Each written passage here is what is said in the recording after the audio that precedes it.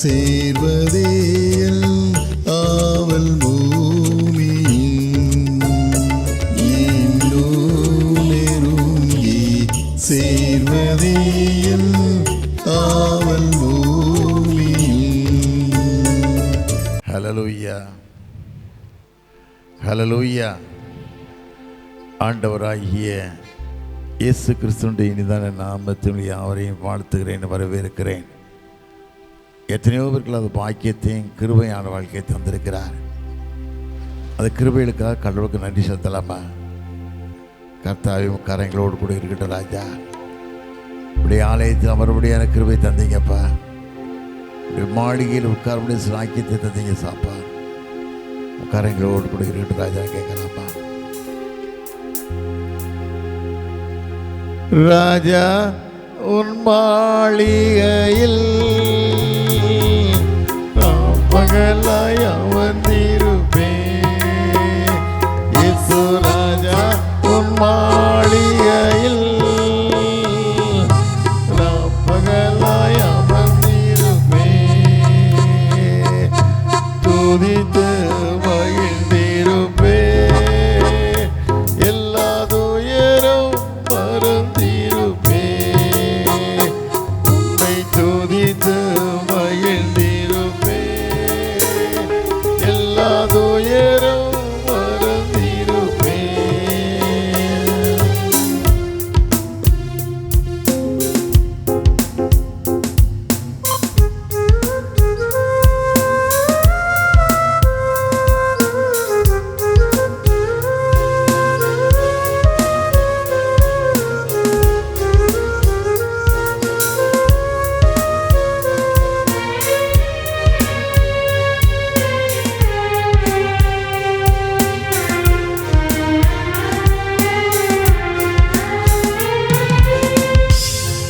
என் பலனே என் கோட்டையே ஆராதனை உமக்கே. என் பலனே என் கோட்டையே ஆராதனை உமக்கே.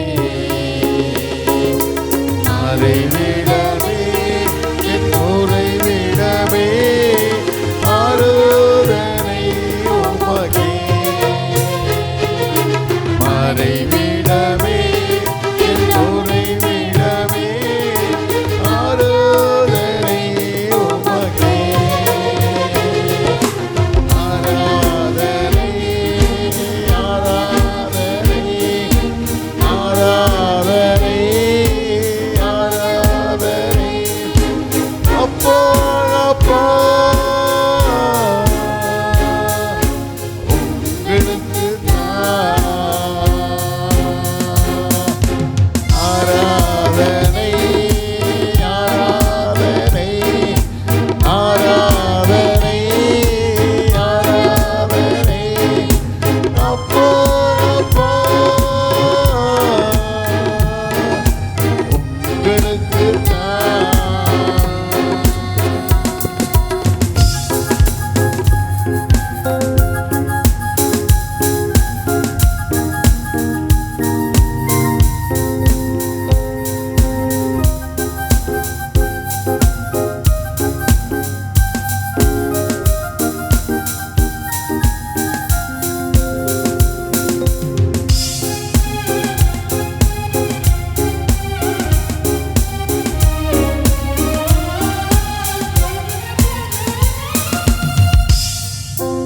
சீர்வெடுத்தோ சிருஷ்டிகரே ஆராதனை உமக்கே.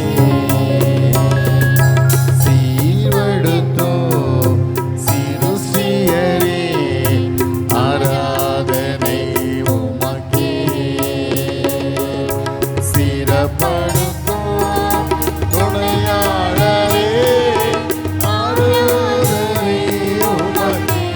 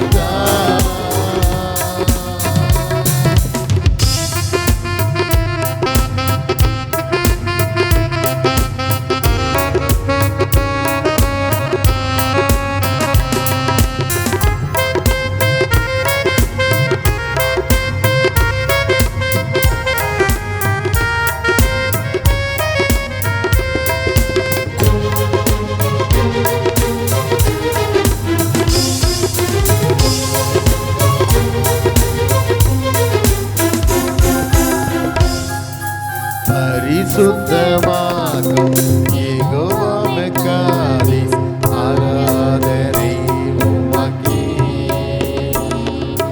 பரிசுத்தமாக்கும் யெகோவாவுக்காதீஸ் ஆராதனை உமக்கே. உருவாக்கும் தெய்வம் யெகோவாவை சேரும் ஆராதனை உமக்கே. உருவாக்கும் தெய்வம் யெகோவாவை சேரும் ஆராதனை உமக்கே. ஆராதனை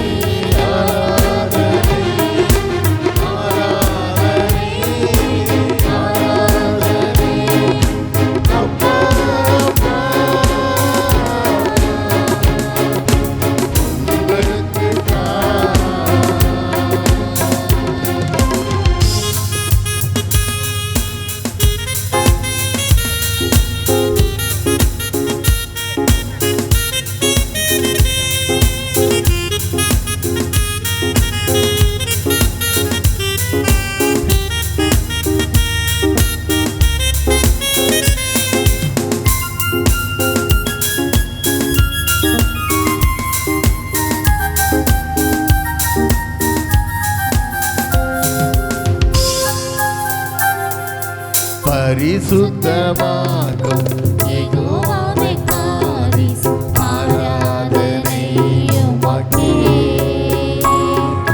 பரிசுத்தமாக்கும் யெகோவாவுக்காதீஸ் ஆராதனை உமக்கே. உருவாக்கும் தெய்வம் யெகோவாவை சேரும் ஆராதனை உமக்கே. உருவாக்கும் தெய்வம் யெகோவாவை சேரும் ஆராதனை உமக்கே. ஆராதனை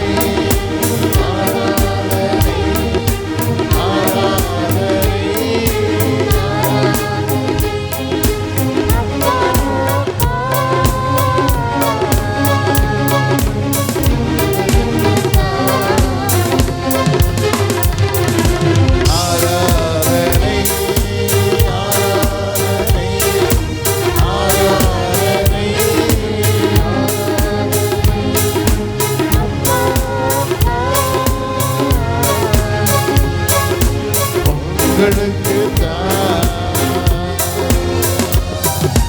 ராஜா உன் மாளிகையில் மகனாய் அமர்ந்திருப்பேன். இயேசு ராஜா உன் மாளிகையில் மகனாய் அமர்ந்திருப்பேன். துதித்து மகிழ்ந்திருப்பேன். எல்லா துயரும் மறந்திருப்பேன். உம்மை துதித்து மகிழ்ந்திருப்பேன். எல்லா துயரும் மறந்திருப்பேன். நல்ல தகப்பனே, இந்த கால வேளைக்கா சமூகத்தின் நன்றி ராஜா. எத்தனையோ பேருக்கு அது பாக்கியத்தையும் கிருபையும் வாழ்க்கையை தந்தீங்கப்பா. அந்த கிருபைகளுக்காக நன்றி சுவாமி. அடையனை மறைத்து வெளிப்படுங்க. வந்திருக்கிற மக்களுக்கு ஆறுதலான வார்த்தை தாங்க. நீங்கள் பேசுங்க. இயேசு நீ நாமத்தில் ஜெயிக்க நல்ல பிதாவே, ஆமென். ஹல்லேலூயா.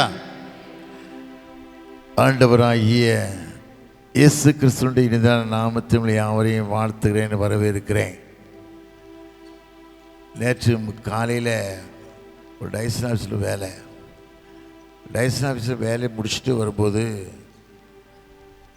ஒரு தம்பி சொன்னார், சாந்தி நகரில் ஏஞ்சல் ஹாஸ்பிட்டலில் நம்ம பங்களாச்சின தம்பி அட்மிட் ஆகியிருக்காங்க, கொஞ்சம் பார்க்க வரீங்களான்னு சொல்லி தம்பி நாடு கேட்டார். தம்பி வாரேன்னு சொன்னேன். லைசன்ஸ் வேலையெல்லாம் முடிச்சுட்டு மத்தியானம் அங்கே சாப்பிட்டுட்டு அங்கே போகும்போது அங்கே போனால் நம்ம ஐயர்வாள் நிற்காங்க, ஐயரமாக இருக்காங்க, நிறைய பேர் நின்னாங்க. பார்த்தேன். எந்த வார்டு என்னன்னு கேட்டு நான் போகும்போது ஒரு பெரிய கூட்டமே அங்கே நின்னாங்க. அப்படியே கூட்டிகிட்டு போனாங்க. பங்களாச்சல தவிமா நிறைய பேர் நின்னாங்க. போனால் மனைவி அப்படியே கண்ணீரோடு வெளியே நிற்கிறா. பிள்ளைகள் நிற்கிது, ஐயரமாக நிற்காங்க. ரவி ஐசியூவில் இருக்கார், யாரை பார்க்கக்கூடாதுன்னு சொல்லி பயங்கரமான ஸ்ட்ரிக்ட்டு. நான் வந்திருக்கேன்னு சொன்ன உடனே என்னை அனுமதித்து அனுப்பிட்டாங்க. அனுமதித்து விட்டுட்டு உங்களை பார்த்துட்டு வெளியே வரேன். Hospital doctor, angel hospital doctor ஐயா ஆப்ரேஷன் தியேட்டர் இருக்காங்க. நான் வந்திருக்கேன்னு தெரிஞ்ச உடனே அவன் வேகமாக தியேட்டர் விட்டு வெளியே வந்து ரொம்ப சந்தோஷப்பட்டு என்னை வரவேற்றாங்க. அதை பார்த்து நிற்கும் போதே பக்கத்தில் வேம்பார்லேருந்து ஒரு அம்மா, ஊழியக்கார அம்மா, அவங்க வீட்டுக்கார கேட்டகிஸ்ட், மகளுக்கு வந்து இன்னும் 47 வயசாச்சு. 17 வருஷமாக குழந்தை இல்லையா, 17 வருஷமாக குழந்தை இல்லையா. 17 வருஷத்துக்கு குழந்தை பிறந்து எர்னியா உருவாகி ரொம்ப கஷ்டப்பட்டு வயரை விட்டு உடம்பை விட்டு 1 அடி 2 அடி தூரத்துக்கு அந்த எர்னியா வளர்ச்சியாகி பயங்கரமான நிலையில் அதை பார்த்து இந்த காட்சியை பார்த்தேன். அழுத கண்ணீரை பார்த்தேன். ரவி ஒய்ஃபு அழுத கண்ணீரை பார்த்தேன்.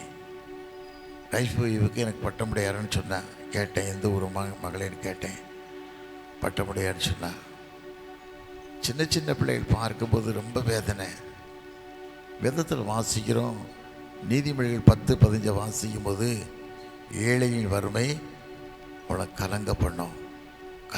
ஏழையில் வறுமை வந்து ரொம்ப கலங்க பண்ணும். பார்த்துட்டு ரொம்ப வேதனை. ஏன் ஆண்டவரே, ஏன் இந்த காரியம், ஏன் அந்த காரியத்தை நீங்கள் அனுமதிக்கணும்? அதுவும் வசதியான ஆளுக்கு இருந்தாலும் பரவாயில்ல, ஏழை பிள்ளைகளப்பா, அவன் தேவ ஊழியத்தை செய்யக்கூடிய மனுஷன். அந்த பிள்ளைகளும் தேவ ஊழியத்தை செய்கிற பிள்ளைகள் என்ன செய்யுது? அந்த மகள் வடித்த கண்ணீர். பொன்னை புடமிடுவா அதில் மண்ணை அகற்றிடுவா. பொன்னை புடமிடுவா அதில் மண்ணை அகற்றிடுவா. உன்னை நேசிப்பவர் இந்தபடி செய்வா, உனக்கேற்ற கிரீடம் செய்வா. உன்னை நேசிப்பவர் இந்தபடி செய்வா, உனக்கேற்ற கிரீடம் செய்வா. சோராதே என் மனமே, சோர்ந்து போகாதே என் உள்ளமே.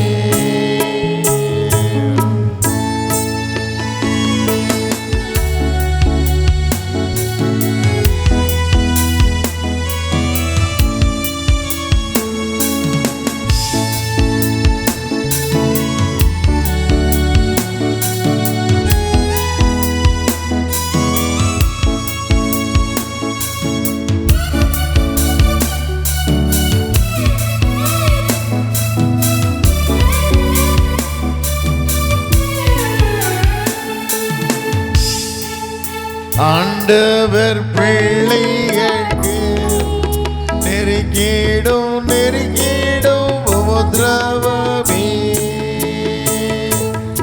ஆண்டவர் பிள்ளைகளுக்கு நெருங்கிடும் உபத்திரவமே. வேண்டிக் கொள்ளும் வழங்குவார் புதுபல மீண்டும் ஜெயித்திடவே. வேண்டிக் கொள்ளும் மீண்டும் ஜெயித்திடவே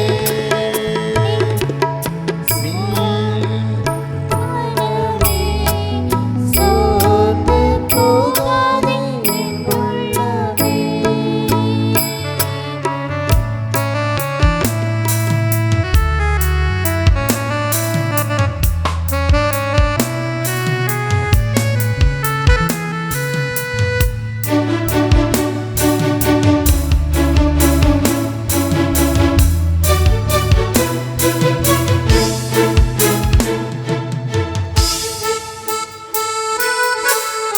அஞ்சாதே ஒன்றுக்கு நீ அஞ்சி கெஞ்சாதே எதுக்கு நீ அஞ்சாதே ஒன்றுக்கு நீ அஞ்சி கெஞ்சாதே எதுக்கு நீ பஞ்சாய் பறந்திடும் சஞ்சலம் யாவோமே கெஞ்சிடும் உந்தனுக்கே பஞ்சாய் பறந்திடும் சஞ்சலம் யாவோமே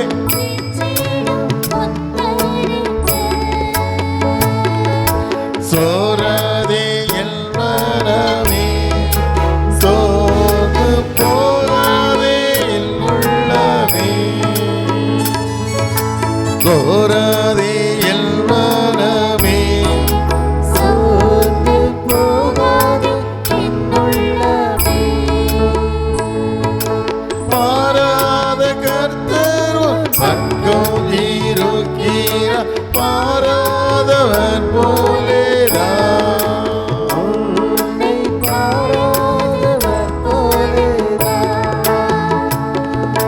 சோராதே என் மனமே சோர்ந்து போகாதே என் உள்ளமே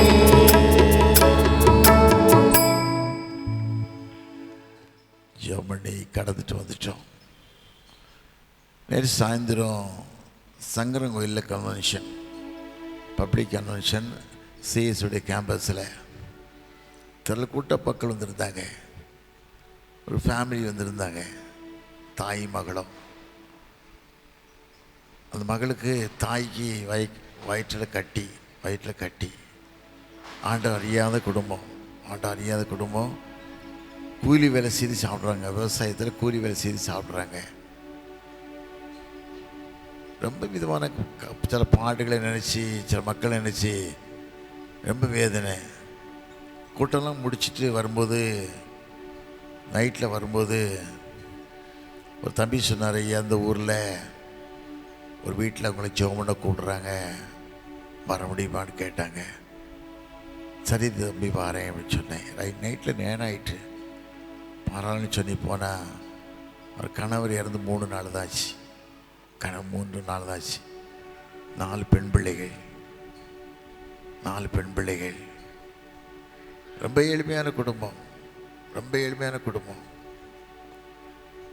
டிவி வந்து அட்டாக் பண்ணி லங்ஸ் ஃபெயிலியர் ஆகி அந்த குடும்பத்தை பார்த்த உடனே வாசப்படி மேலே ஏறி மேலே போனே அந்த மனைவி அழுத அழுகை பார்க்கணும். கண்ணீர் விட்டு அழுதா. ஒரே ஏக்கம். 3 நாள் ஆச்சு. 4 பெண் பிள்ளைகள். நான் என்ன செய்வேன்?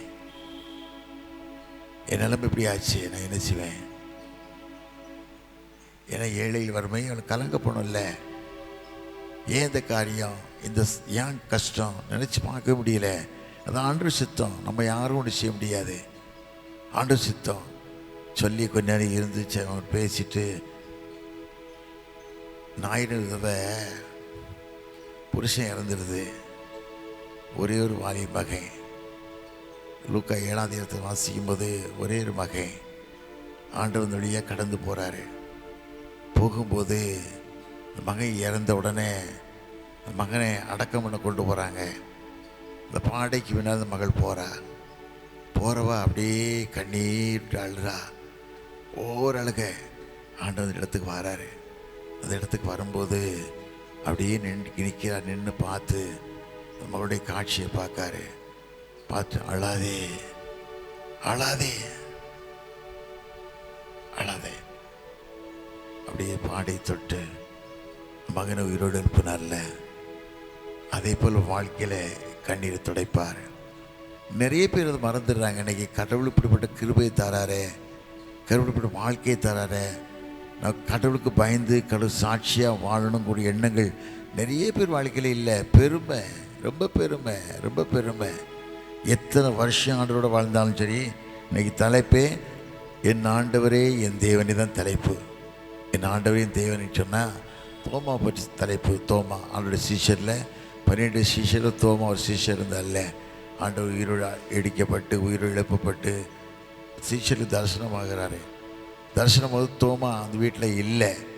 எல்லாரும் சொல்கிறாங்க தோமாட்ட ஆண்டவர் வந்தார்ப்பா, ஆண்டவர் வந்தார் சொல்லும்போது நம்பலை. என்ன சொல்கிறான், என்னுடைய கரங்களை விழாவில் விட்டு அந்த காயத்தை பார்த்தாலோடைய நான் பார்க்க மாட்டேன், நம்ப மாட்டேங்க. 3வது ஆண்டவர் வந்தார். 3வது வந்து பார்க்கும்போது தான் ஆண்டவர் சொன்னார், தோமாவே கண்டு விசுவாசிக்க, காணாமல் விசுவாசிக்க தான் வாழ்க்கைன்னு சொல்லி ஆண்டவனுக்கு தரிசனமாகி அவன் கதறி அழுதுறாருல. தோமா என்ன அழுகிறாரு, ஆண்டவரே என் தேவனே. நான் கடந்த வாரம் செந்தாமஸ் போயிருந்தேன். செந்தாமஸ் போயிருக்கும்போது இந்த ஃபாதர் அங்கே இன்சார்ஜ் ஃபாதர் மேலே இருக்காங்க. விருப்பத்தோடு என்னை கூப்பிட்டு ஒரு பாட்டை ரிலீஸ் பண்ணணும்னு சொல்லி ஒரு பாட்டை அந்த படத்தில் எடுத்தேன். எடுக்கும்போது தோமாவுடைய வரலாம் அவர் சொல்லும்போது அப்படியே கண்ணீர் விட்டு அழுதார். கண்ணீர் விட்டு அழுது இப்படிப்பட்ட சீஷர்கள் வாழ்ந்தாங்க, இன்றைக்கி நம்ம எப்படி கிறிஸ்தவங்க வாழ்கிறோம், இந்த கிறிஸ்தவம் எப்படி வாழ்கிறோன்னு சொல்லி வாழ்க்கையை பற்றி சொல்லும்போது சில காட்சியை சொல்லி அவர் சித்த காரியத்தை சித்தரிக்கும் போது அவ்வளோ வேதனையாக இருந்தது. நான் விசுவாசிக்கிறோமா, தேவனுக்கு சாட்சியுள்ள வாழ்க்கையை வாழுமா, தேவனுக்கு மகிமை செலுத்தக்கூடிய வாழ்க்கையை வாழ்கிறோமா, நம்ம வாழ்க்கையில் நினச்சி பார்க்கணும். ஒன்றும் இந்த உலகத்தை கொண்டு வந்ததில்லை, எந்த மனுஷனும் எதையும் எடுத்து செல்ல முடியாது. ஆனால் எத்தனை பெருமை மனுஷன் வாழ்க்கையில், நான் அப்படிப்பட்ட மனுஷன், நான் இப்படிப்பட்ட மனுஷன் சொல்லி எப்படியோ வாழ்கிற வாழ்க்கையை பெருமைப்படுத்தி வாழக்கூடிய மக்களாக இருக்காங்க. ஆனால் நீ தாழ்மைப்படுத்தி கடவுள் சாட்சியை நீ வாழும்போது கர்த்தர் ஒரு நாள் உன்னை கைவிடவே மாட்டார், உன்னை கைவிடவே மாட்டார். பாடுகள் நிறைஞ்ச உலகத்தில் வாழ்ந்துக்கிட்டு இருக்கோம், வேதனைகள் நிறைந்த உலகத்தில் வாழ்ந்துக்கிட்டு இருக்கோம், கண்ணீர் நிறைந்த உலகத்தில் வாழ்ந்துக்கிட்டு இருக்கோம். ஆண்டவன் வாழ்க்கையை பார்க்கிறார், ஆண்டவன் வாழ்க்கையை பார்க்கார். முந்தாளி என்ன ஒரு அம்மா என்னை பார்க்க வந்தாங்க. பார்க்க வந்ததுக்கு என்ன வேதனை சொன்னால், புருஷன் 24 மணி குடிக்காரன், 24 மணி குடிக்காரன். அவன் வாழ்க்கையினால் எந்த அலைன்ஸும் மகளுக்கு கிடைக்கல. யார் எந்த அலைன்ஸ் வந்தாலும் புருஷன் குடிக்காரனை பார்த்துட்டு இப்படிப்பட்ட குடும்பமா? கிறிஸ்தவங்க தான்.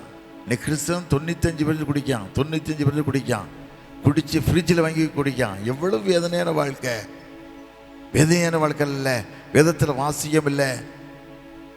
லூக்கா 23 நீதிமொழிகள் 23, 29, 20 வசனங்களை வாசிக்கும் போது ஐயோ யாருக்கு வேதனை, யாருக்கு கண்ணீர், யாருக்கு காயம், யாருக்கு ரத்தங்களின் கண்கள், மதுபானர்களுக்கு தங்கி திரும்ப விதத்தில் வாசியம் இல்லை. இன்னைக்கு எத்தனை குடும்பம் குடியில் வாழ்ந்துக்கிட்டு இருக்குது. உன்னை குடியை விட்டு அகற்று, குடியை விட்டு அகற்று. நீ வாழ்க்கை தேவனுக்கு பிரியமான வாழ்க்கை நீ வாழு. ஒரு வாழ்க்கை தான், அந்த உலகத்துக்கு ஒன்றும் யாரும் ஒன்றும் கொண்டு போக முடியாது. இப்படிப்பட்ட உலகத்தில் வாழ்கிற நீ கடவுளுக்கு எப்படிப்பட்ட சாட்சியுள்ள வாழ்க்கையை வாழ்ந்துக்கிட்டு இருக்க, மகிமை செலுத்தக்கூடிய வாழ்க்கையை வாழ்கிறேமா, கடவுளை தன்னை தாழ்த்தக்கூடிய வாழ்க்கை வாழ்கிறோமா, தேவன் சமூகத்துக்கு ஒப்பு கொடுத்து நீ வாழும்போது ஆண்டவர் எப்பொழுதும் உன்னை ஆஸ்வதிக்க காத்து கொண்டு இருக்கிறா. நான் உன்னை ஆஸ்வதிக்கிற தெய்வம், இஸ்ரவேலை ஆசீர்வதிப்பது கர்த்தருக்கு பிரியம் சொல்லி வேதத்தில் வாசிக்காம ஆண்டவரை ஆசீர்வதிக்கிற தெய்வத்துக்கு நீ சாட்சியுள்ள வாழ்க்கையை வாழ்றியா, மகிமை செலுத்தக்கூடிய வாழ்க்கையை வாழ்றியா? இன்னைக்கு எத்தனை மிஷினரிகள் பூமியில் வந்தாங்க. இன்னைக்கு பேரம்புக்கு மிஷினரி வர நான் படிக்க முடியாது, பேரம்புக்கு மிஷினரி வராமல் இருந்திருப்பார்னா நான் படிச்சிருக்க முடியாது. எனக்கு கல்வி கற்றுக் கொடுத்து அவருடைய மிஷினரி வாழ்க்கை மூலமாக அநேக காரியம் கற்றுக் கொடுத்ததுனால தான் இன்றைக்கி மனுஷனை வாழ்ந்துக்கிட்டு இருக்கேன். நிறைய பேர் நினைக்கிறதில்லை, ஆண்டோடைய பாடுகளை நினைக்கிறதில்லை, ஆண்டோடைய வியாகுலம் நினைக்கிறதில்லை. நீ தேவன் நினைச்சி வாழு, கேடு பிரியமான வாழ்க்கை நீ வாழ்ந்தா தான் கர்த்தரை ஆசிரிக்கப்பட முடியும். நிறைய குடும்பத்துக்கு ஏன் கஷ்டம், ஏன் வேதனை, உன் வழி சீரில்லாத வழியாக இருக்குது. வேதத்தில் வாசியம் இல்லை. நீதிபதிகள் 16 எடுத்து வாசிக்கும் போது ஒரு வழி கர்த்தருக்கு பிரியமாக இருந்தால் சத்துருக்களும் இணங்குபடி செய்ய வேதத்தில் வாசிக்கும். ஒரு வழி கர்த்தருக்கு பிரியமான வழியாக இருக்கா, பிரியமான வழியாக இருக்குதா? சாட்சியுள்ள வழியாக இருக்குதா? மகிமை செலுத்தக்கூடிய வழியாக இருக்குதா? எத்தனை மக்களுடைய கண்ணீரை பார்க்கிறோம், எத்தனை மக்களுடைய வேதனையை பார்க்கிறோம். கடவுள் பிரியமா வாழ்றமா? கடவுள் சாட்சியுள்ள வாழ்க்கையை வாழ்றமா? நல்லா வாழ்க்கையில் ரொம்ப கஷ்டப்பட்ட மனுஷன், எல்லாருக்கும் தெரியும், உலகத்துக்கே தெரியும். அவ்வளோ கஷ்டப்பட்ட மனுஷன், குப்பையும் தூசியுமா செத்த நாயிலும் கிளம்ப வாழ்ந்த மனுஷன் ஆண்டு உயர்த்தினாரு. ஆண்டு கிருபை ஒவ்வொரு நாட்களும் மனுஷனுக்கு ஆண்டு கிருபை அப்படி தாங்கி நடத்துதே. அந்த கிருபைக்கு பாத்திரமா ஆண்டவர் சார்ந்து வாழ்ந்ததுனாலதா, ஆண்டவர் நம்பி வாழ்ந்ததுனாலதான், கடவுளுக்கு மகிமை செலுத்துற வாழ்க்கை நீ வாழ்ந்ததுனாலதான் கர்த்தரை ஆஸ்வதிக்க காத்து கொண்டிருக்கிறார். நீத்த வாழ்க்கையில எப்படிப்பட்ட மனுஷன் வாழ்ந்துகிட்டு இருக்கோம். வேதத்தில் வாசிக்கும் ஒவ்வொரு பகுதியை வாசிக்கும் போது அப்படி நம்ம இருதயமே வேதனைக்குள்ள மாறும்.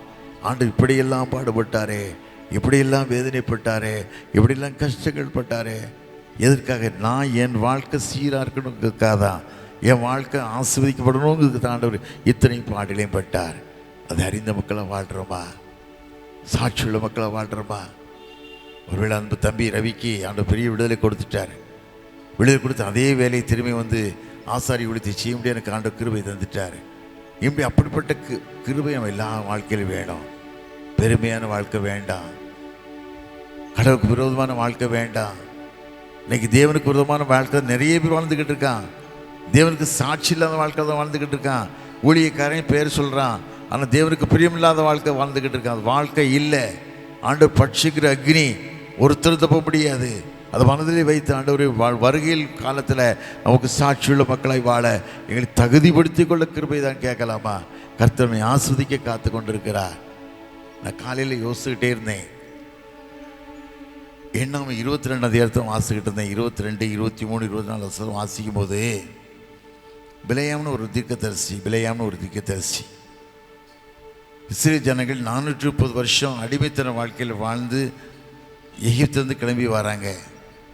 எகிப்திலிருந்து கிளம்பி வரும்போது எத்தனையோ இடைஞ்சல்கள், எத்தனையோ கஷ்டங்கள். ஒரு இடத்துல வரும்போது பாலாக்குன்னு மனுஷன், மோவாப் ராஜா பாலாக்கு. காரணம் கேட்டால் அவன் இஸ்ரேல் ஜனங்களை ஆண்டவர் ஆஸ்வதிக்கான்னு தெரிஞ்சுது. இஸ்ரேல் ஜனங்கள் அவங்களுக்கு எதிர்த்து யுத்தம் பண்ண முடியாது, அவன் சபிக்கணும்னு சொல்லி பிளான் பண்ணுறான்.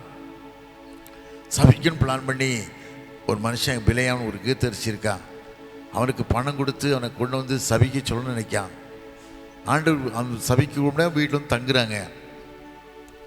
பிலேயாம் கேட்காம நீங்களாம் யாருன்னு கேட்கும்போது மோபராஜா பாலக்கங்களை அனுப்புனா அந்த மனுஷன் இப்படி ஒரு கூட்டம், இஸ்ரேலுக்கு ஒரு கூட்டம் வருது, அந்த கூட்டங்கள் ஆஸ்வதிக்கப்பட்ட கூட்டம். நீ யாரை சபித்தாலும் அவங்க சபிக்கப்படுவாங்க, நீ யாரை ஆஸ்வதித்தாலும் ஆஸ்வதிப்பாங்க அப்படின்னு சொல்கிறாங்க. அப்போ பிலேயாம் சொல்கிறான், இன்றைக்கி ராத்திரி என் வீட்டில் தங்கிருங்க, என் வீட்டில் தங்கிருங்கன்னு சொல்கிறான். தங்கியிருக்கும்போது ஆண்டவர் சொல்கிறாரு, அது யாருன்னு கேட்காரு. ஐயா ஒரு கூட்டம் வந்திருக்குது, சபிக்க சொல்லி வந்திருக்குது சொல்லும்போது ஆண்டு சொல்கிறார், நீ சபிக்க வேண்டாம், ஒன்றும் செய்ய வேண்டாம், அவங்க ஆஸ்வதிக்கப்பட்ட கூட்டம்னு ஆண்டு சொல்கிறாரு. சொன்ன கூட உடனே பிலேயாம் சொல்லி அவங்கள அனுப்பி விட்டுருதான். மீண்டும் அடுத்த நாள் அதே பாலாக் ராஜா இன்னும் அதிகமான மக்களை அனுப்பி அவனை கூட்டி வர சொல்கிறாங்க. கூட்டி வர சொல்லி அவன் வீட்டில் தங்கியிருக்கும்போது ஆண்டு கேட்கறது யானடான்னு கேட்காரு. அதே கூட்டம் தான் செய்யும்போது, நீ நான் சொல்கிறபடி கேட்கல, நீ அழிவை நோக்கி ஓடிக்கிட்டு இருக்க, நீ கேட்கல, அதனால போ, நான் வாயில் என்ன சொல்கிறேனோ அதை மட்டும் சொல்லுன்ட்டார். ஆனால் போனது கடவுளுக்கு பயங்கரமான கோபம், பயங்கரமான கருணைக்கு. நிறைய பேர் ஆண்டவர் வார்த்தை மீறி போயிடுறாங்க. நிறைய பேர் நீ வசதியாக இருக்கலாம், படிச்சிருக்கலாம், டாக்டரேட் ஆகியிருக்கலாம், பெரிய வழி லாயராக இருக்கலாம், ஜட்ஜியாக இருக்கலாம், எத்தனை மனுஷனாக இருக்கலாம். ஆனால் ஆண்டோடைய வார்த்தைக்கு கீழ்ப்படியில் அப்படி சொன்னால் இனி செய்கிற காரியங்களும் சாபமாக மாறிடும், ஆசுவமாக இருக்காது. பிள்ளைகள் ஆசிர்வதிக்கப்பட்ட பிள்ளைகளாக இருக்க மாட்டாங்க. வேதத்தில் வாசிக்கம் இல்லை. சங்கீதம் 128 வாசிக்கும் போது, கர்த்தருக்கு பயந்து வழி நடக்கவன் பாக்கியவான், உன் கைகளின் பிரயாசத்தை சாப்பிடுவாய், உனக்கு பாக்கியம் நன்மை உண்டாயிருக்கும், உன் மனைவி வீட்டிலும் கனதரும் திராட்சை செடியை போலவும் பிள்ளைகள் பந்திச்சுட்டும் ஒரே கன்றுகளைப் போலும் இருப்பார்கள். கர்த்தருக்கு பயப்படுற மனுஷன் இவ்விதமாக ஆஸ்வதிக்கப்படுவான். கர்த்தர் சீயோன்னு ஆஸ்வதிப்பார். நீ ஜீவனுள்ள நாளெல்லாம் எருசலேமின் வாழ்வினை காண்பாய். நீ உன் பிள்ளைகளையும் எருசலேமுக்குண்டான சமாதானத்தையும் காண்பாய். விதத்தில் வாசிக்கமில்லை. காரணம் ஆண்டோட வார்த்தைக்கு கீழ்ப்படிஞ்சு வாழ்ந்தால் தான் பிள்ளைகள் ஆஸ்வதிக்கப்பட முடியும். ஏதோ கிறிஸ்தவன் வாரத்துக்கு 3 தடவை கம்மியன் வாங்கினா போதும், சந்தா கட்டினா போதும், கோயில் அங்கத்தில் இருந்தால் போதும் அப்படின்னு சொல்லி வாழ்ந்துக்கிட்டு இருக்கிறது வாழ்க்கை இல்லை. அவனுடைய வார்த்தைக்கு கீழ்ப்படிஞ்சு அவன் ரத்தத்தாலே கழுவப்பட்டால் ஒளிய நீ தேவனுடைய மந்தைக்கு சேர முடியாத மனுஷனாக அபலமான மனுஷனாக மாறிடுவ. அப்படித்தான் பிள்ளைய மாறிட்டான். ஆண்டருக்கு வந்தது கோபம். ஒரு கழுதை மேலே பிரயாணம் பண்ணுறான், பேசாத மிருகம் கழுதையை ஆண்டு பேச வச்சார். பேச வச்சது கழுதையை அடிக்கிறான். அடித்த உடனே கழுதையுடைய கண்களை ஆண்டு திறக்காரு. வாய் திறக்கப்படுது, கழுதை பேசுது. பிள்ளையும் அப்பவும் உணரல, ஆண்டோட அன்பு உணரல. ஆண்டவர் கடைசியில் அவனுடைய கண்களை திறக்காரு. இன்னைக்கு எத்தனை மதிக்கட்ட வாழ்க்கை மனுஷன் வாழ்ந்துக்கிட்டு இருக்கான். எவ்வளோதான் வாழ்ந்தாலும் சரி ஆண்டோட வார்த்தைக்கு கீழ்ப்படுகிறது இல்லை. மதிக்கட்டத்தனமான வாழ்க்கையை மனுஷன் வாழ்ந்துக்கிட்டு இருக்கான். ஆண்டு ஒரே வார்த்தை சொல்கிறார், வேதத்தில் வாசிக்கமில்லை எண்ணாம் 22:32 வாசிக்கும் போது உன் வழி எனக்கு மாறுபாடாக இருக்கிறது, உன் வழி எனக்கு மாறுபாடாக இருக்கிறது, உன் வழி எனக்கு மாறுபாடாக இருப்பதுனால் உன்னை எதிரியாக புறப்பட்டு வந்தே ஆண்டு சொல்கிறாரு. நீ உன் வழி மாறுபாடாக இருக்குமானா உன் வாழ்க்கை முழுதும் எதிரி, ஆண்டவர் எதிரியாக தான் வருவார். நீ கடவுள் பிரியமான வாழ்க்கையை வாழும்போது, கடவுள் சாட்சியுள்ள வாழ்க்கை வாழும்போது கர்த்தர் ஒரு நாளும் உன்னை கைவிடவே மாட்டார். அப்படிப்பட்ட எண்ணத்துக்கு நம்ம ஒப்பு கொடுத்து வாழணும். தேவனுக்கு பிரியமான வாழ்க்கை வாழணும். தேவன் சார்ந்து வாழக்கூடிய வாழ்க்கை வாழ்க்கணும். ஆண்டு சமூகத்தை கேட்கணும். ஆண்டோட தாவீது கேட்டார்ல, ஆண்டவரே இதை செய்ய சித்தமா, இதை செய்ய சித்தமா, இப்படி சித்தமா சொல்லுங்கம்மான்னு சொல்லி ஆண்டு சமூகத்தை கண்ணீர் விட்டு கேட்டான்ல.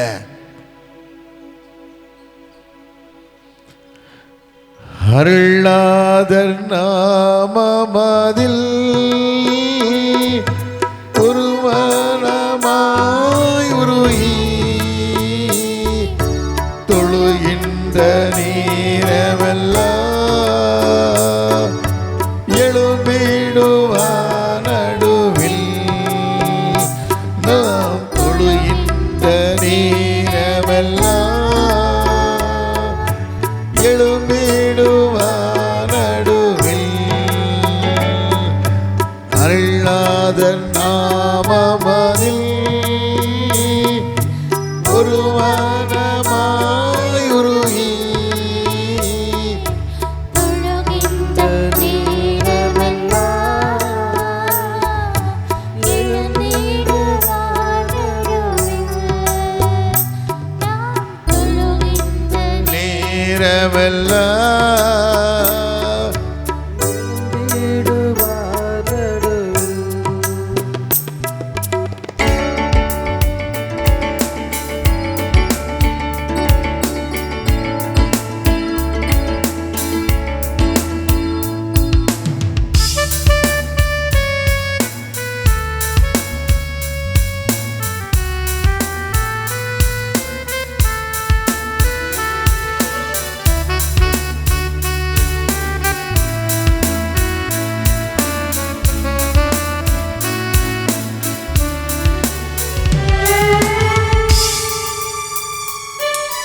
இதயம் நொறுங்கினோரே ஆதரவோ அவரே.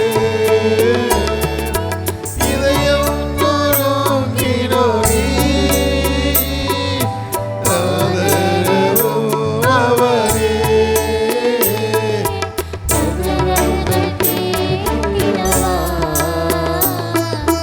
பதறாமல் அணைத்திடுவார். கதறல்கள் கேட்டிடுவார். பதறாமல் அணைத்திடுவார். அருளாத நாமமதில்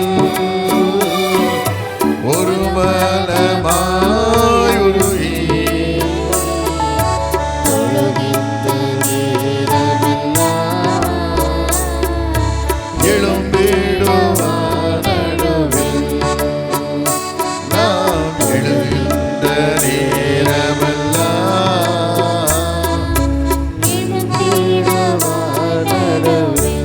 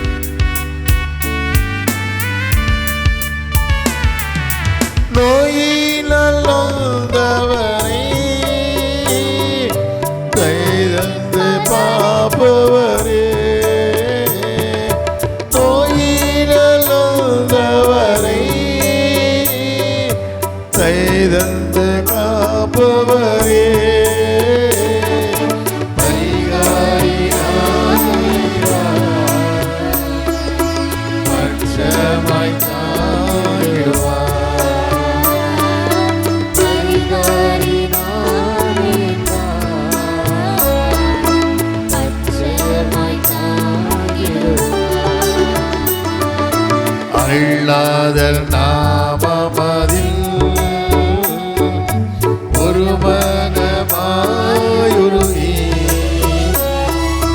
தொழுகின்ற நேரமெல்லாம்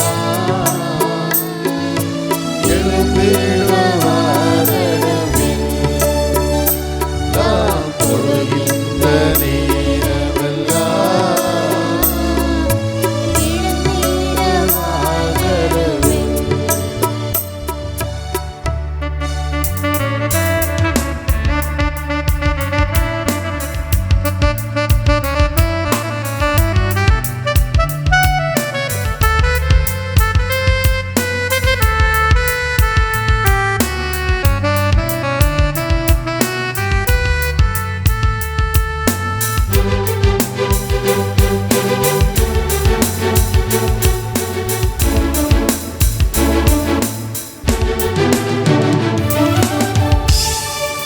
மாயையில் மயங்கினோரே தைரந்து காப்பவரே மாயையில் மயங்கினோரே தைரந்து காப்பவரே தூயாவி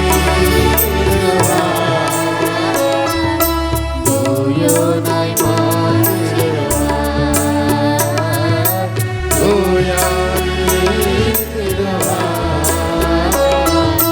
தூயோனாய் மாற்றிடுவார்.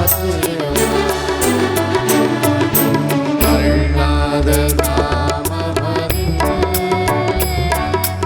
ஒருவனை மாறுகி. தொழுகின்ற நேரமெல்லாம் எழும்பிடுவாரடவே நாம் தொழுகின்ற நேரமெல்லாம் எழும்பிடுவாரடவே.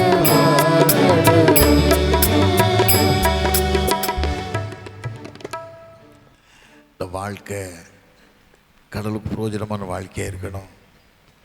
ஒரு வாழ்க்கை தான் உலகத்தை ஒன்றும் கொண்டு போகிறதில்ல, கொண்டு போகிறதில்லை. சங்கீதம் 90:10 வாசிக்கும் இது மனுஷனுடைய ஆயுசு நாட்கள் 70 வருஷம்தான். பலத்தையும் இதே 80 வருஷமாக இருந்தாலும் பாடு வேதனையும். அந்த வாழ்க்கை கடலுக்கு பிரயோஜனமாக வாழ்க்கை வாழணும். நிறைய பேர் வாழ்க்கையில் உண்மை இல்லை, நிறைய பேர் வாழ்க்கையில் உண்மை இல்லை. அது ஊழியக்காரன் வாழ்க்கையெல்லாம் போலியான வாழ்க்கை. நிறைய பேர் வாழ்க்கை தீர்க்கதரிசி எலிசா வாழ்ந்த பார்த்தீங்களா, எவ்வளோ நேர்மையான வாழ்க்கை, எவ்வளோ உண்மையான வாழ்க்கை. 2 ராஜாக்கள் 4ஆம் அதிகாரத்தை வாசிக்கும் போது 9 சுனமியால் சொல்லுவா, என்ன சொல்லுவா, புருஷனை பார்த்து சொல்லுவா, இவர் பரிசுத்தமான் என்று காண்கிறேன், எப்போ வேணாலும் வீட்டில் தங்கட்டும், ஒரு குத்தலகை வைப்போம், நாற்காலி வைப்போம், மேஜையை போடுவோம், எப்போ வேணாலும் வீட்டு தங்கட்டும்னு சொன்னேன். காரணம் பரிசுத்தமான ஊழியனாக வாழ்ந்தார், உண்மையான ஊழியனாக வாழ்ந்தார், கடவுளுக்கு பிரியமான மனுஷனாக வாழ்ந்தார். அப்படி இன்னைக்கு வாழ்க்கை வாழ்கிறோமா? நம்ம பரிசுத்தம், இவர் உண்மையான வாழ்க்கை, தேவனுக்கு பிரியமானு சொல்லக்கூடிய அளவில் வாழ்கிறோமா? அப்படி வாழ்ந்தால் தான் உன் வாழ்க்கை ஆஸ்வதிக்கப்பட்டிருக்கும், பிள்ளைகள் வாழ்க்கையில் ஆஸ்வதிக்கப்படும். காரணங்கள் பிள்ளைகள் வாழ்க்கையில் பொல்லாம் கை வைக்க முடியாது, தொட முடியாது, ஆண்டவர் பார்த்துக்குவார். காரணம் நீதிமானாக வாழும்போது, பரிசுத்தவனாய் வாழும்போது, நான் உன்னை விட்டு விலகுவதும் இல்லை, உன்னை கைவிடுவதும் இல்லை, மோசையோடு இருந்து போல உன்னோடு கூட இருப்பேன் என்று சொல்கிறார். யோசுவாக்கு வாக்கு கொடுத்தார்ல. காரணம் தீர்க்கதரிசி எலிசா வாழ்க்கை பிரியமான வாழ்க்கையாக இருந்தது. பிரியமான வாழ்க்கை இருந்ததுனால தான் கடவுளுக்கு மகிழ்வுள்ள மனுஷனாய் வாழ்ந்தார், சாட்சியுள்ள மனுஷனாய் வாழ்ந்தார், வல்லமையுள்ள மனுஷனாய் வாழ்ந்தார், ஆண்டவரை பிரியப்படுத்தக்கூடிய மனுஷனாய் வாழ்ந்தார். அப்படிப்பட்ட வாழ்க்கைன்னு ஒப்பு கொடுக்கணும். நாம் உயிருள்ள தேவனை ரட்சகராக கொண்டு வந்திருக்கிறோம். அன்றைக்கி உலகத்தில் ஆண்டவரை பெற உலகத்தில் உண்மையான தெய்வமும் இல்லை, ரட்சகர் இல்லை, உலகத்தில் யாரும் கிடையாது. வேதத்தில் வாசியம் இல்லை. யோவான் 8:46 வாசிக்கும் போது, என்கிட்ட பாவம் ஒன்று யார் என்ன குற்றப்படுதுன்னு கேட்ட ஒரே தெய்வம் இயேசு மாத்திரம்தான். ஒரே தெய்வம் இயேசு மாத்திரம்தான். ஒரு தலைவர்கள் கேட்கல, ஒரு அதிகாரிகள் கேட்கல, ஒரு அவதாரங்கள் கேட்கல, ஆண்டவர் மாத்திரம்தான் கேட்டார். என்கிட்ட பாவம் உண்டு உன்னை குற்றப்படுத்த முடியுமான்னு கேட்டார். ஆண்டவர் கேட்கணும், ஆண்டவர் என் வாழ்க்கை பிரியமான வாழ்க்கையாய், பிரியமான வாழ்க்கையாய், ஒரு சாட்சி உள்ள வாழ்க்கையாய், மகிமை செலுத்தக்கூடிய வாழ்க்கையாய் இருக்க கிருபை தானே ஆண்டவர் கேட்கலாம். பேதுரு நடந்து போகும்போது நிழல் பட்டாலே சோமானாங்க. பேதுரு நடந்து போகும்போது அவ்வளவு கிருபை ஆண்டவர் கொடுத்தாரு. காரணம் கேட்டால் தேவனுக்கு பிரியமான வாழ்க்கையை வாழ்ந்தார். ஒரு சாட்சியுள்ள மகிமை வாழ்ந்தார். அதே போல் தோமா வாழ்க்கையும் ஆண்டவர் அப்படி தான் கொடுத்தாரு. அவர் கதறி எழுதால என் தேவனே சொல்லி கதறி எழுதார்ல, அந்த கதறி வலது வாழ்க்கைக்கு ஆண்டவர் விடுதலை கொடுத்தார்ல. இந்த வாழ்க்கை பிரியமாக இருக்கா? சாட்சியுள்ள வாழ்க்கையாக இருக்கா? வாழ்கிற உலகத்தில் கடைசி காலத்தில் வந்திருக்கோம். கடைசி காலத்தில் மனுஷகுமார் பூலோகத்தில் வரும்போது விசுவாசத்தை காண்பாரோன்னு சொல்லி அப்படிப்பட்ட கடைசி காலத்தில் வந்திருக்கோம். கடைசிக்கு வந்திருக்க நாம் கடவுளுக்கு பிரியமான வாழ்க்கை வாழலாம். இந்த பொல்லாங்கருக்கு தோன்ற காரியத்தில் விட்டுட்டு ஆண்டவருக்கு பிரியமான வாழ்க்கை வாழ கிருபை தான் கேட்கலாமா?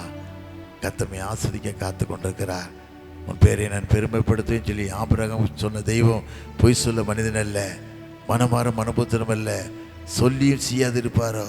ஒரு ஆபிரகாம் விக்கிரத்த குடும்பத்தில் பிறந்த மனுஷன், தகப்பனை தேராக விக்கிரலை செய்து வியாபாரம் பண்ணக்கூடிய குடும்பத்தில் பிறந்த மனுஷன், தேராக விக்கிரலை செய்து இருக்கும்போது ஆபிரகாம் எடுத்து விளையாடி அந்த விக்கிரம் உடைச்சிருந்த தகப்பன் தேராக ஆபிரகாம் எத்தையோ அடிச்சிருக்கலாம், உதைச்சிருக்கலாம்.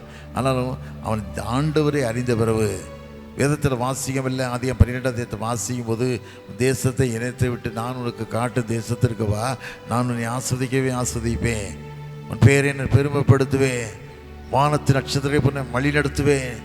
அது மாத்திரமல்ல, பூமியில் உயிரோடு இருக்கிற நாளெல்லாம் ஒருத்தருக்கு எதிர்த்து நிற்க முடியாத கிருபை ஆண்டவர் தந்தார்ல. காரணம் கேட்டால் ஆபிரகாம் வாழ்க்கை தேவனுக்கு பிரியமான வாழ்க்கையாக இருந்தது. ஆபிரகாம் தேவனுக்கு சிநேகிதன் எனப்பட்டான். நான் வாழ்க்கையில் கேட்கணும், ஆண்டவரே உங்களுக்கு சிநேகிதனாக மனுஷனாக இருக்க விரும்புகிறேன், ஆண்டவரே நான் சிநேகிதன் இருக்குன்னு கிருபை தான் கேட்கணும். அது மாத்திரமல்ல, நீ வாழ்கிற வாழ்க்கை அநேக மக்களுக்கு ஆசீர்வாதமான வாழ்க்கையாக இருக்கணும். நன்மை செய்ய திராணி இருக்கும்போது செய்யாமல் இராது. ஆண்டவர் கொடுத்த வார்த்தை அதுதான். ஒரு நன்மை செய்ய திராணி இருக்கும்போது ஆண்டவர் எல்லா கிருபையும் தந்திருக்கும் போது எல்லாருக்கும் உதவி செய்யணும். அதை தான் ஆண்டவர் குறிக்கிறாரு. அப்படி ஆண்டு நீ சிறியவர்கள் ஒருவனுக்கு நீ எதை செய்தாயோ, நீங்கள் ரவியை பற்றி பேசினாங்க. ஒரு சாதாரண ஏழை மனுஷன், ஒரு சபை ஊழியத்தை செய்கிற மனுஷன், அப்படி என்ன சம்பளம் கிடைச்சிட போகுது? அந்த பிள்ளைகளை எப்படி பாதுகாப்பார்? அது ஏழப்பட்ட மனுஷன் நினைச்சு பார்க்கும்போது, ஆண்டவரே நாங்கள் உதவியாக இருக்க கிருபை தாங்க ஐயா, நாங்கள் உதவியாக இருக்க கிருபை தாங்க, மீண்டும் ஒரு ஊழியத்தை தைரியத்தோடு செய்யத்தக்க கிருபை தாங்க, தைரியத்தோட கிருபை தாங்கன்னு சொல்லி கேட்கணும். அது மாத்திரமில்ல, நாங்கள் நேற்று போயிருந்தோம், அம்மா கூட போயிருக்கும்போது அந்த ஏஞ்சல் டாக்டர் அவர் அவ்வளோ மன உருக்கமாக அது ரவியை அப்படியே சொன்னார். அவருக்கு 3 அடைப்பு இருந்தது, கடவுளுடைய கிருபை அப்படியே ஆண்டு விடுதலை கொடுத்துட்டாருன்னு சொன்னார். ஒரு ஜெபிக்கக்கூடிய டாக்டர் ஹாஸ்பிட்டலில், ஏஞ்சல் ஹாஸ்பிட்டலில் ஒரு நல்ல ஒரு வைத்தியர்கிட்ட கொடுத்து நினச்சி நான் பார்த்தேன், ஏழைக்கு இறங்குறவர் கர்த்தருக்கு கடந்தாரா. ஒரு ஏழைக்கு நீ இறங்குன்னு அப்படி சொன்னால் நீ கொடுக்க காசு வருமானங்கள்லாம் கடவுளுக்கு தான் நீ கடந்தார, வேறு யாருக்கும் இல்லை. ஆண்டவனுக்கு கொடுத்து திரும்ப கொடுப்பாரு. உன் பணம் ஒன்று காப்பாற்றாது. இப்படிப்பட்ட உதவியோடு நீ வாழும்போது கர்த்தர் எல்லா நிலையும் ஆஸ்வதிக்க காத்து கொண்டிருக்கிறார், வழிநடத்த காத்து கொண்டிருக்கிறார். பலப்படுத்தக்கூடிய கிருபை தெய்வம் இருக்காரு. தாவீதை போல தேவனுடைய சிநேகிதன் மாத்திரமல்ல, தேவனுக்கு பிரியமான மக்களை வாழுவோமா? தலைகளை தாழ்த்தி ஜோமனுமா நோக்கி பார்க்கலாம். ஆண்டவரே உன் கரைகளோடு கொடுக்கிட்ட ராஜான்னு கேட்கலாமா? தேவனே பலப்படுத்துங்கன்னு கேட்கலாமா? எங்கள் இருதயம் நமக்கு பிரியமான இருதயமாக இருக்கட்டும் ஆண்டவரே கேட்கலாமா? பேரனுக்கு மிஷரி வந்த காட்சியை பார்க்கும் 1815 வராமல் இருந்திருப்பாருன்னா வாழ்ந்த நாட்கள் 36 வருஷம்தான். 36 வருஷம்தான். எத்தனை இளமையான வயசில் மனைவியை இழந்து 3 பிள்ளைகளையும் வேண்டான்னு ஒதுக்கிட்டு நமக்காக என் வாழ்க்கை நல்லா இருக்கணுங்கிறதுக்காக, என் வாழ்க்கை செழிக்கணுங்கிறதுக்காக, என் வாழ்க்கை ஆசிரியப்படணுங்கிறதுக்காக வேதத்தில் வாசிக்கமில்லை. யோவான் 12:24 வாசிக்கும் போது, கோதுமை மணியானது பூமியில் விழுந்து சாகாவிட்டால் தனித்திருக்கும், சத்தையான மிகுந்த பலனை கொடுக்கும் சொல்லி வேதத்தில் வாசிக்கப்படுறாரோ. கோதுமை மணியை போல விதைக்கப்பட்டாரே ஆண்டவரே. அதே போல எங்கள் வாழ்க்கை பிரியமான வாழ்க்கையை இருக்க கிருபையாக கேட்கலாமா? எத்தனை மக்கள் ஒரு ஆசிரம மக்களை நாங்கள் மாறணும் ஆண்டவரே. எத்தனை ஏழையுடைய கண்ணீரை துடைக்கூடிய மக்களை மாறணும் ஆண்டவரே. எங்களுக்கு தகுதிப்படுத்தி தாங்கன்னு கேட்கலாமா? தகுதிப்படுத்திக்கத்தாங்கன்னு கேட்கலாமா? ஆண்டவர் ஒப்பு கொடுத்து கேளுங்க. ஆண்டவரே உங்கள் குடும்பத்தில் எத்தனை வியாதி இருந்தாலும் சரி, எத்தனை கஷ்டங்கள் இருந்தாலும் சரி, ஆண்டவர் சொன்னார்ல, வேதத்தில் வாசிக்கும் இல்லை, யோக்கோபு 5 வாசிக்கும் போது, உங்களில் ஒரு வியாதிப்பட்டார் சபையின் மூப்பரை அழைப்பானாக, இயேசுவின் நாமத்தில் எண்ணெய் பூசி ஜெபிக்க கடவன், விசுவாசமுள்ள ஜெபம் பிணியாளி ரட்சிக்கும் சொன்னார். ஆண்டவரே ஒவ்வொரு குடும்பங்களும் ஆசீர்வதிக்கப்பட்ட கிருபை தாங்க. எத்தனை வேதனையோடு வாழ குடும்பத்தில் கண்ணீரை தொடங்கியப்பா, கண்ணீரை தொடங்கின்னு கேட்கலாமா? எத்தனை குடும்பம் சோர்வான வாழ்க்கை, சோர்வு சோர்வு சோர்வு கண்ணீர். ஆண்டவர் வேண்டாம் சாமி. துன்பங்கள் தொல்லைகளை சூழ்ந்து கொண்டாலோ, துன்பங்கள் தொல்லைகளை சூழ்ந்து கொண்டாலோ, அன்பருளை தீர்த்து நேரம் ஆனந்தமயோ,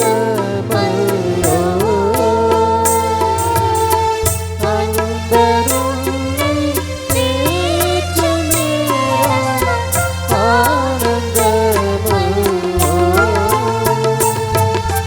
சோர்ந்து போராடி மனமே, சோர்ந்து போகாதே.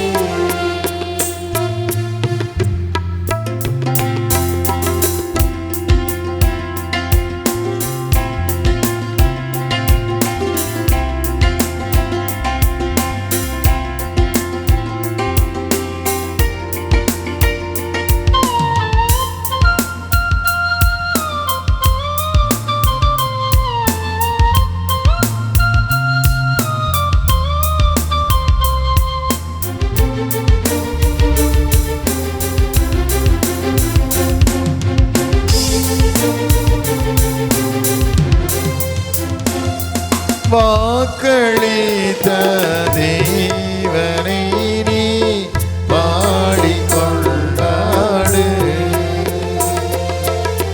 வாக்களித்த தேவனை நீ பாடிக்கொண்டாடு. ஊக்கமான ஆவி உன்னை ராகமந்தானே, ஊக்கமான ஆவி உன்னை ராகமந்தானே. சோர்ந்து போகாதே மனமே, சோர்ந்து போகாதே.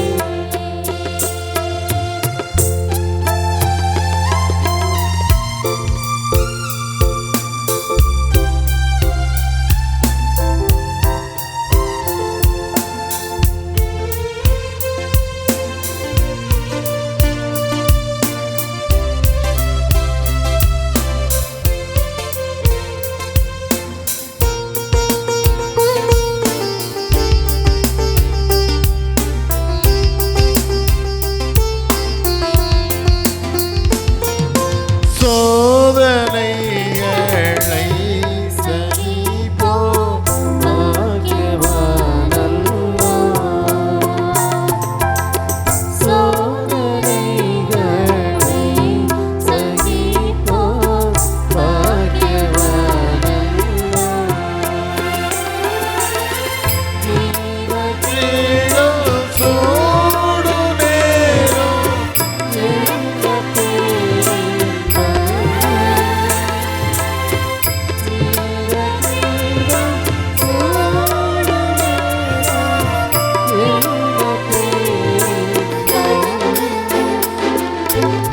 சோர்ந்து போகாதே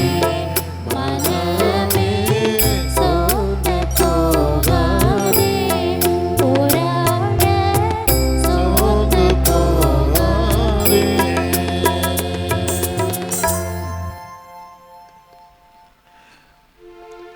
நல்ல தகப்பனே,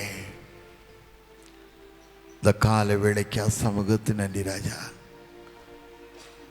தோமாவை போல கண்டு விசுவாசிக்கூடிய பிள்ளைகளை மாத்திரமல்ல, காணாமல் விசிக்கக்கூடிய பிள்ளைகளை இருக்க கிருபை தாங்கப்பா. அது மாத்திரமல்லப்பா, தோமா எத்தனை சாட்சியாகி வாழ்ந்த மாத்திரமல்ல, இந்திய தேசத்துக்கு வந்து தமிழ்நாட்டில் வந்து கால் வைத்து ஆண்டவரை தன் ஜீவனையை கொடுத்தாரப்பா. அது தோமாவை போல வாழ கிருபை தாங்க. அன்பு தம்பி ரவிக்காக விடுதலை கொடுங்க. ஏழை பிள்ளைப்பா, மனமிறங்கி இந்த குடும்பத்தை கட்டுங்க சாமி. இந்த குடும்பம் கட்டப்பட கிருபை தாங்கப்பா. மனைவி வெடித்த கண்ணீரை அறிந்திருக்கீங்க. ஆகாரின் கண்ணீரை கண்ட கர்த்தர் மகளுடைய கண்ணீர் கொண்டு விடுதலையை கொடுத்து காத்துக்கொள்ளுங்க. அதே போல எத்தனையோ பேர் மக்கள் கஷ்டத்தோடு கண்ணீரோடு வேதனையோடு கேன்சர் கொடூரமான நோய்கள் பாதிக்கப்பட்ட பிள்ளைகள் வாழ்க்கையை நீ ஆஸ்வதிங்கப்பா. எத்தனையோ பிள்ளைகள் வாழ்க்கையில் பொல்லாத பிசாசு நெருக்கடியான காரியத்தை கொண்டு வரான்ப்பா. வேதனையான காரியத்தை கொண்டு வந்து தவிக்க விடுறான் சாமி. அந்த காரியத்தை விடுதலை கொடுத்து காத்துக்கொள்ளுங்க. அது பேரன்பருக்கு மிஷனரி சாட்சியை வாழ்ந்த கிராமத்தில் எங்களை கொண்டு வந்தீங்கப்பா. அந்த கிருபைகளுக்கு நன்றி சாமி. பிள்ளைகள் எல்லாம் ஆஸ்வதிக்கப்பட்ட கிருபையை தாங்க. எல்லா காரியத்தையும் பொறுப்படுத்திக் கொள்ளுங்க, வழி நடத்துங்க. மீதியான காரியத்தை பொறுப்படுத்திக் கொள்ளுங்க.